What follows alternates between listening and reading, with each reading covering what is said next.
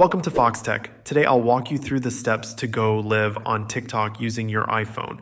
Now, before we get into the process, it's important to know that TikTok has some requirements for going live. Not every account will have this feature available right away. Usually, you'll need a certain number of followers and be above a certain age to unlock the live feature. But if your account qualifies, here's everything you need to know to go live on TikTok. First, open the TikTok app on your iPhone and make sure you're logged in to the account you want to use.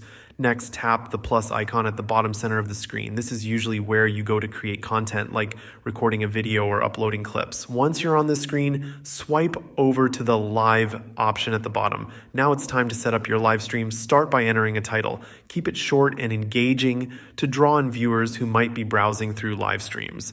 TikTok live titles can make a big difference in how many people stop by, so make it catchy and relevant.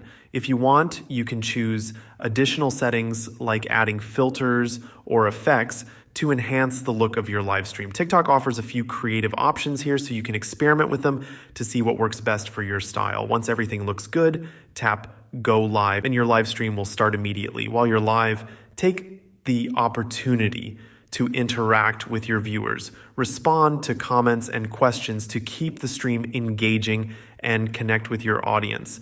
Interaction is key to keeping viewers engaged, and it can make the live experience much more enjoyable for everyone involved. When you're ready to wrap things up, tap End to stop the live stream. Afterward, TikTok will display some basic analytics showing you how many people tuned in and other details about the session. Thank you for watching. And if this guide helped you out, please give it a like and subscribe to Foxtecc for more helpful iPhone and social media tips. See you later.